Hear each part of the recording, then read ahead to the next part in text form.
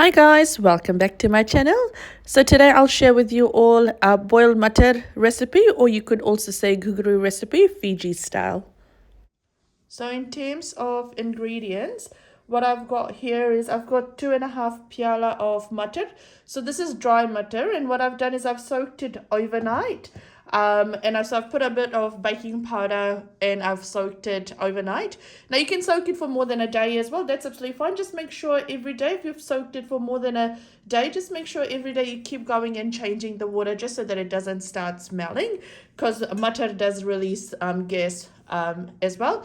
You can also, what you can do, and this is what I do all the time, is I normally, when I'm soaking my matar, I normally tend to soak a lot of matar and then I put it in portions and I freeze it once it's all soaked through. And then what I do is when I need it for cooking and all that stuff, I just take out my portion and I start cooking it, and it's normal.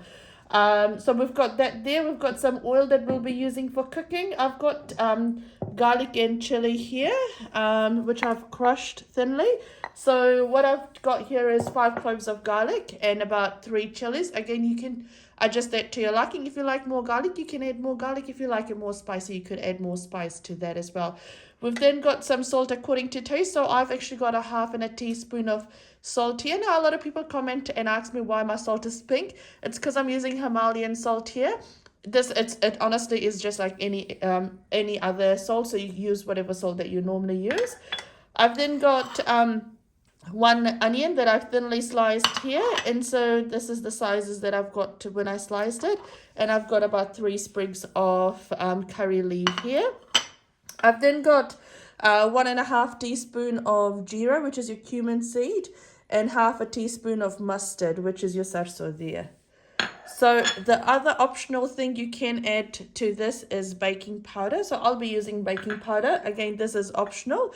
What baking powder does when you're using it for matar and all that is that it helps in tenderizing it, and it also helps retain that green color as well. Now what you could also use, which I'm not using, is heng. So you can use 1 teaspoon of heng or asafoetida, and you'd want to add it when you're adding in your oil. Once you add your oil, you add your jeera and sarso, then you'd add in your heng before adding in your onion. So what I'll do now is there's 2 ways you can make matar, boiled matar. Either you can do a tadka of all this and then you add this and then add water and you start boiling it. But what I'll do is the second option, which is I'll actually boil my matar first and then I'll do the tadka. So I'll show you what that looks like. So in a pan, I'll add in my matar. To that, I'll add in some water.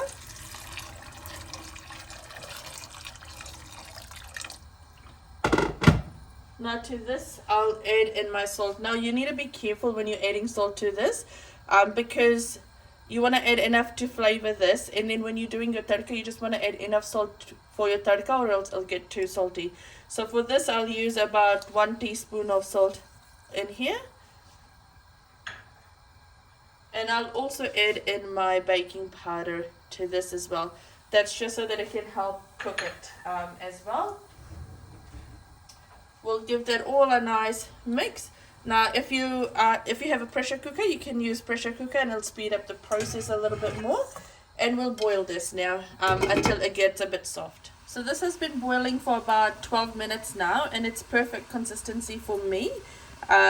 Because if you take it, it's a bit hot when you are trying to do this.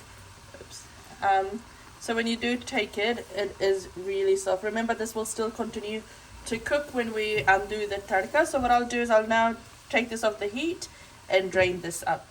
So now to a pan, I'll add in some oil and we'll let that heat up. To this, I'll add in my onion and my curry leaf.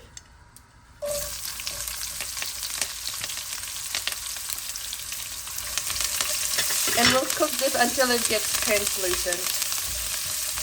Beautiful. So that's browning away really nicely. I actually forgot to mention, if you are using heng or asafoetida, before you add in your onion and your curry powder, you want to add that in. Let that fry up for about 20 seconds and then you'll add in your onion and your curry leaf. So since that's browning away nicely, I'll add in my garlic and my chili. And we'll let this cook up for about another 1 to 2 minutes now. Just remember, if you have added water, just keep going and checking on it. because you don't want it to burn. You don't want your water to burn out and for your matar to then get burnt. There we go. And whatever amount of water you've added, just make sure you dry it off.